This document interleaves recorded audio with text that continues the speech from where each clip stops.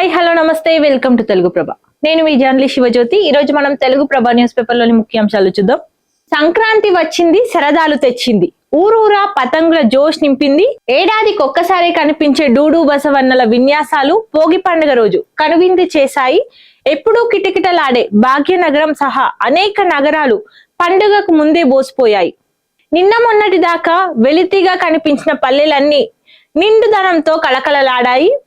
భోగి మంటలు, గొబ్బెమ్మలు, రంగురంగుల ముగ్గులతో లోగిళ్లు గొప్పగా కనిపించాయి. పిండి వంటల గుమగుమలు, చిన్నారులకు భోగి పళ్ళు, ఇంటిల్లపాది కేరింతలు, పండగ అంటే ఇది అనిపించేలా అనేలా వాతావరణం నెలకొంది. దీనికి తోడు హైదరాబాద్ లో అంతర్జాతీయ కైట్స్ అండ్ స్వీట్ ఫెస్టివల్ కళకళలాడింది. పలు దేశాల నుంచి పతంగులతో వచ్చిన ఔత్సాహికులతో సందడిగా మారింది. ఇక్కడ చూస్తే కనిపిస్తుంది. మేడారం జాతర తుది దశకు చేరుకున్నట్టు జాతర ఏర్పాట్లు తుది దశకు చేరాయి. 8 జోన్లు 42 హెక్టార్లుగా మేడారం ప్రాంతం. సో 1418 ఎకరాల్లో 42 పార్కింగ్ స్థలాలు ఏర్పాటు చేశారు. అందుబాటులోకి 4000 బస్సులు, ప్రత్యేక బస్సులు కూడా ఏర్పాటు చేశారు. 5000 మంది పారిశుద్ధ కార్మికులను కూడా ఏర్పాటు చేశారు. 100 SDRF బృందాలను కూడా ఏర్పాటు చేశారు. 5192 మంది వైద్య సిబ్బందిని కంట్రోల్ రూములు మరియు నిరంతర పర్యవేక్షణకు ఏర్పాటు చేసినట్టు తెలుస్తుంది. మేడారంలోనే మంత్రి సీతక్క బస చేశారు. గుడి మెలిగే పండుగ ప్రారంభంతో మేడారం మహాజాతర మొదలైంది. బుధవారం తెల్లవారుజామునే సమ్మక్క ఆలయంలో సిద్ధబోయిన కొక్కెర వంశీయులు, కన్నెపల్లిలోని సారలమ్మ ఆలయంలో కాక వంశీయులైన పూజారులు ప్రత్యేక పూజలు చేశారు. వనదేవతల ఆలయాలను పవిత్ర జలాలతో శుద్ధి చేశారు. ఇక్కడ కనిపిస్తుంది మనకు. తొలిఘట్టం మొదలైంది. మేడారంలో గుడి మెలిగే ప్రారంభమైనట్టు కూడా ఇక్కడ తెలుస్తుంది. పవిత్ర జలాలతో ఆలయాల శుద్ధి జరిగింది. ప్రాంగణాలను పుట్టమన్నుతో అలికిన పూజారులు, ఏర్పాట్లను పరిశీలించిన మంత్రి సీతక్క, జాతరకు భూములిచ్చిన రైతులకు ఇళ్ల పట్టాలు కూడా అందజేసినట్టు తెలుస్తుంది. తెలంగాణ తల్లి విగ్రహాల మార్పు జరిగింది ఇప్పటికే తెలంగాణలో. సో మన రాష్ట్ర సచివాలయంలో ఈ విగ్రహాన్ని ప్రతిష్ఠించారు. సో రాష్ట్రం అంతటా కూడా ఇదే విగ్రహం ఏర్పాటు చేయాలంటూ పాత విగ్రహాలను తొలగించి కొత్తవి ఈ విగ్రహాలను ఏర్పాటు చేయనున్నట్టు తెలుస్తుంది. ఇందిరమ్మ ఇండ్ల బిల్లులు విడుదలయ్యాయి అంటూ కూడా హౌసింగ్ కార్పొరేషన్ ఎండి గౌతమ్ తెలిపారు. సో ఈ వారం 152.40 కోట్ల చెల్లింపులు జరిగాయి. ఇప్పటి వరకు 4000 కోట్లు చెల్లించినట్టు తెలుస్తుంది.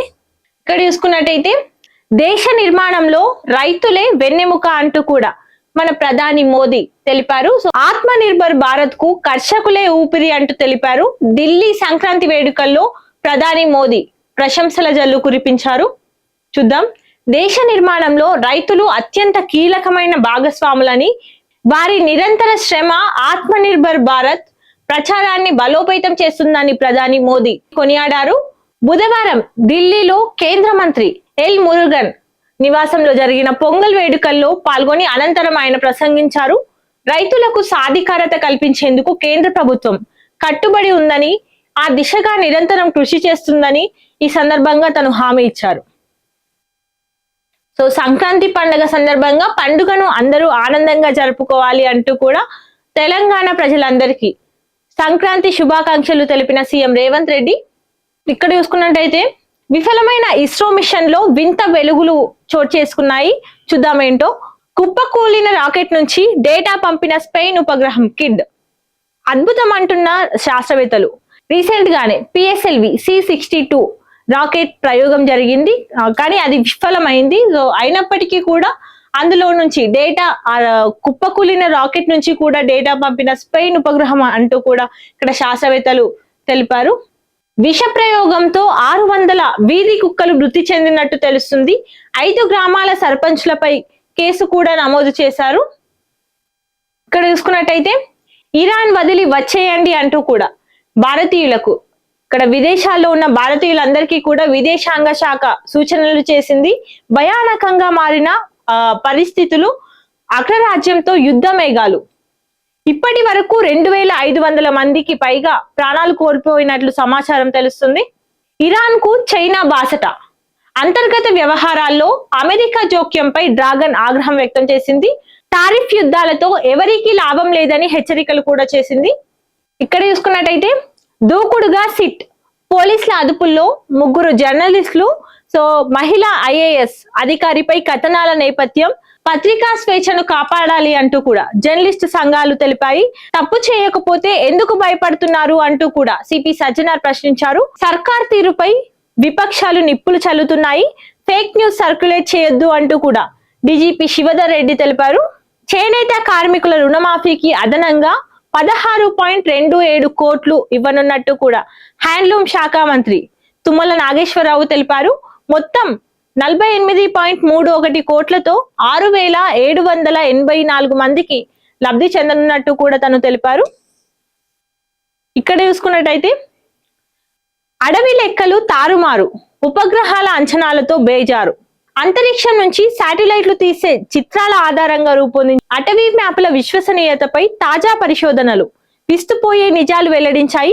ప్రపంచవ్యాప్తంగా అటవీ విస్తీర్ణాన్ని అంచనా వేసే 10 ప్రధాన గ్లోబల్ డేటా సెంటర్లను పరిశీలిస్తే ఒక నిర్దిష్ట ప్రాంతం అడవి అని నిర్ధారించడంలో కేవలం 26% సమయాల్లోనే అవి ఏకీభవిస్తున్నాయి.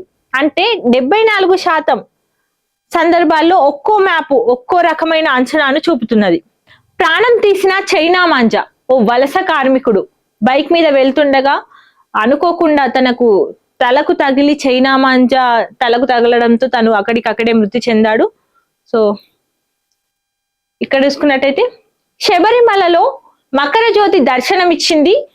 దీంతో పులకించిన భక్తజనం, అయ్యప్ప నామస్మరణతో మార్మోగిన శబరిగిరులు. సో ఇవండి ఈరోజు తెలుగు ప్రభ న్యూస్ పేపర్ లోని ముఖ్యాంశాలు. మరిన్ని అప్డేట్స్ కోసం చూస్తూనే ఉండండి తెలుగు ప్రభ.